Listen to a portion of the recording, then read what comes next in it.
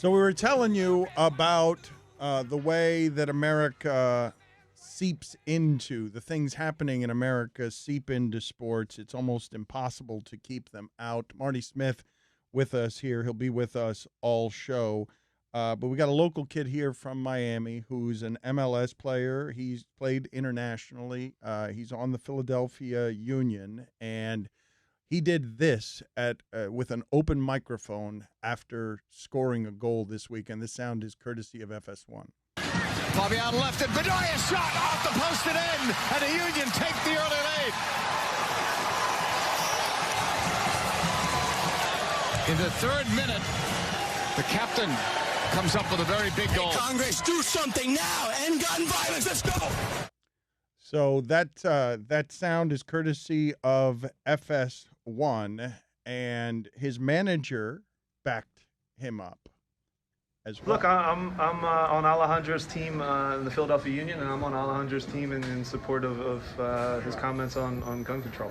Again, 250 shootings this year. I'm on his side. So it's outrageous. Things need to change in this country for sure, and I'll support anyone who speaks their mind and is intelligent and informed on it every time. So that's what Alejandro is. He's passionate. He cares. And again, it's a real issue in our country now that needs change. And again, a lot of people will tell me now and will tell Ali to shut up and stick to sports and all the stupid lines that come up. But it's crazy. It's crazy in our country right now, and I think it needs to change as well.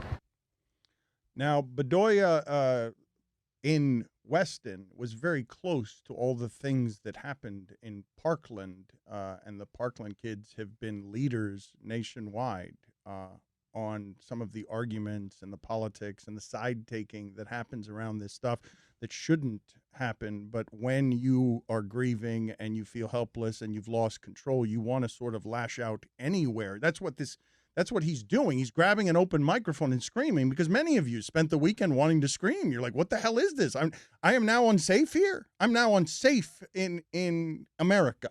I think what at least the people in Parkland, and I went through that as well. I live in Parkland, and I live 100 yards or so from Stoneman Douglas. And after Stoneman Douglas, it was, this is going to be the final one. This is going to be the final one. And everyone says that after a mass shooting. This is it. This is going to be the final one. This is the straw. This is going to make government and Congress do something. And it's just not the case. And it's really sad that we continue to go through these, continue to see these things happen, and we have people in positions of power who could do something to make it stop, to minimize it, and that has not yet happened. And that's sad.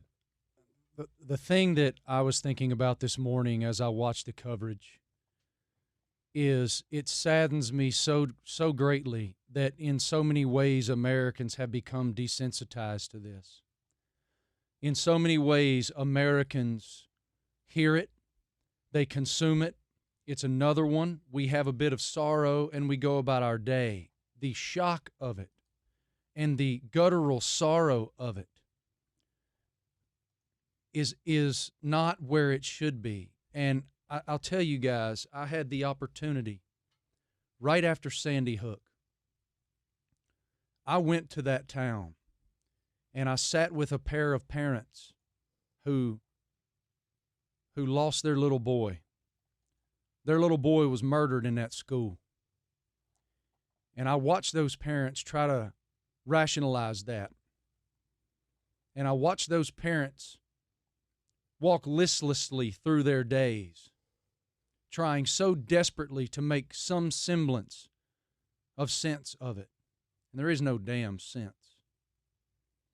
And to see the sorrow within them, to walk in that sweet little soul's bedroom and see the lines on his closet wall where they had shown his growth with a pencil. It disgusts me. Adam Schefter was on Twitter, and he just sent out some simple facts that are not in dispute. Dayton 9, El Paso 20, Virginia Beach 12, Aurora, Illinois 5, Thousand Oaks 12, Pittsburgh 11, Annapolis 5, Santa Fe, Texas 10, Parkland 17, Sutherland Springs, Texas 26. They love their guns in Texas. Las Vegas 58, Orlando 5, Fort Lauderdale 5, Burlington, Washington 5. Only the sites and numbers change. nothing else does. This isn't the worst of it. The worst of it is that parental pain, the grieving, the death of innocence. But the part to me that makes it somehow even worse than the worst is it's only happening here.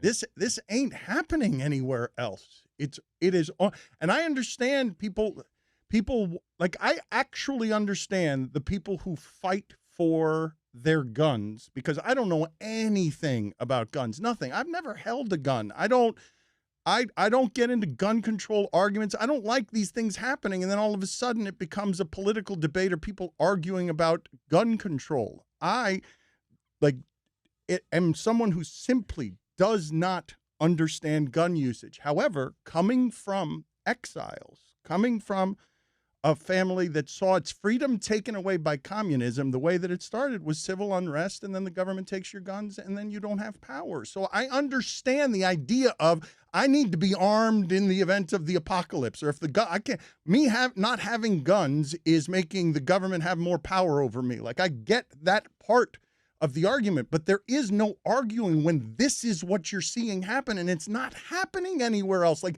we don't need the arguments right now. We just need help. I get it as well. And again, this happened in the town that I live in. And so I get it as well. I don't own a gun, but families that do and are using them for the right reasons to protect their families, or they like to go to the range, I understand that. It's the fact that these guns are getting in the wrong people's hands and that they're too easy to come by. It should not be that easy to purchase a firearm. So here is Alejandro Bedoya in his own words after he did what he did. It's absurd, man. I mean, I'm not going to sit idly and watch this stuff happen and not say something. Before I'm an athlete, before I'm a soccer player, I'm a human being first. This stuff affects me. I got kids.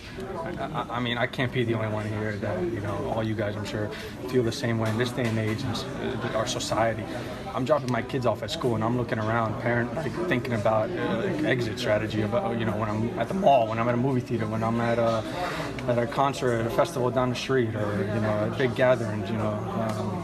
Something's got to be done. It's gotten to the point where we've almost become numb to it, and that's a big problem.